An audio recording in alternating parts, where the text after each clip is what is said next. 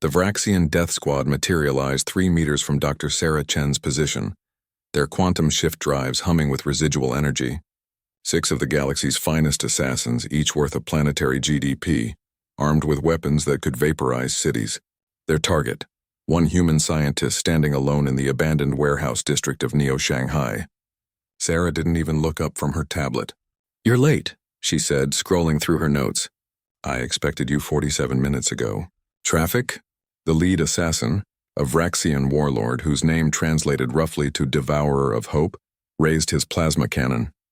His mandibles clicked in confusion. Humans weren't supposed to be calm. The intelligence reports had been clear: fragile, emotional, prone to panic. "Dr. Chen," he growled, "you have stolen classified data from the Galactic Council. You possess knowledge that could destabilize the entire— Could I finish this calculation first?" Sarah held up one finger. "I'm almost done proving that your faster-than-light travel violates causality in 17 different ways. It's fascinating, really.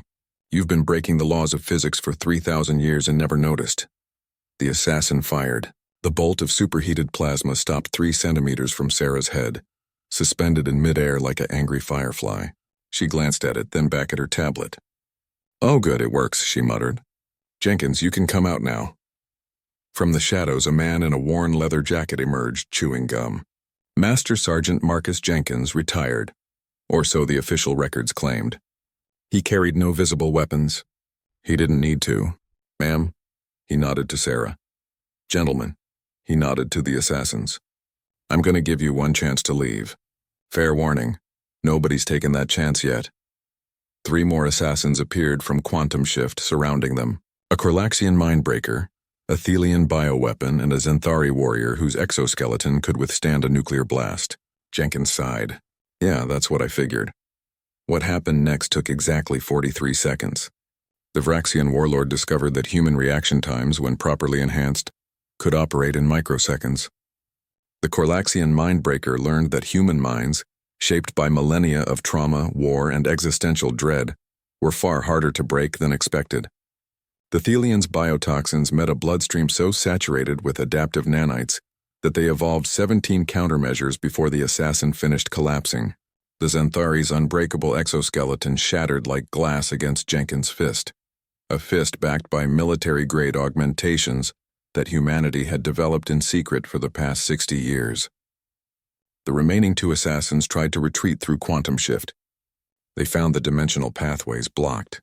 Sarah hadn't been working on calculations for fun. "Here's the thing about humanity," Sarah said, finally looking up from her tablet as the last assassin slumped unconscious to the floor. "You all made a mistake. You thought we were weak because we're new, because we haven't conquered 100 worlds, because we nearly destroyed ourselves with nuclear weapons before we even left our own planet." She walked forward, stepping over the groaning bodies. "But that's exactly why you should have been afraid. We learned to split atoms before we learned to leave our atmosphere. We cracked quantum mechanics while we were still fighting with chemical explosives. We mapped the human genome before we colonized our own moon. Do you know what that makes us?" Jenkins zip-tied the last assassin's appendages with practiced efficiency. "Dangerous," he supplied. "No," Sarah said. "Impatient, reckless, and very, very fast learners." She held up her tablet, showing a stream of data. 6 months ago, the Galactic Council threatened Earth. They said we were progressing too quickly, that we needed to be managed before we became a threat. They sent their auditors, their overseers, their rules and regulations. She smiled. "So I stole their entire technological database. 40,000 years of galactic innovation, downloaded the whole thing in about 3 hours." The Vraxian warlord groaned, consciousness returning. "Impossible.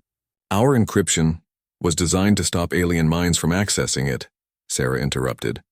"It never occurred to you that human brains work differently, that our neural patterns don't match your models, that what you consider unbreakable encryption, we consider a moderately interesting puzzle." She crouched down to his level. "I gave your 40,000 years of technology to humanity's brightest minds. Do you know what they did?"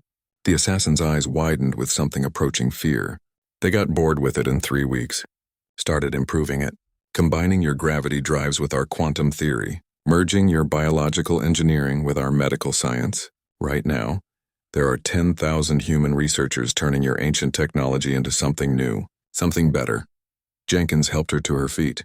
Outside, the distinctive hum of Earth's new defense fleet passed overhead. Ships built with human ingenuity and reverse-engineered alien tech. Crewed by a species that had gone from wooden ships to spacecraft in less than a century. The Council sent 6 assassins, Sarah continued. Before you, they sent 12. Before that, 18. Each time, Earth sends them back in body bags with a message. She pulled out a small device, pressing a button. A holographic message appeared above the fallen assassins, broadcasting across quantum space to the Galactic Council chambers light years away. It was simple, direct, and very human. Try harder. As medical teams arrived to collect the unconscious aliens, Sarah returned to her tablet. She had work to do. The next generation of human ships wouldn't design themselves, and Earth had an entire galaxy to explore. The Council could send more killers. They would learn eventually what the assassins already knew. Humanity hadn't survived ice ages, plagues, world wars, and near extinction by being easy to kill. They'd survived by being absolutely terrifying when threatened. And they'd only just gotten started.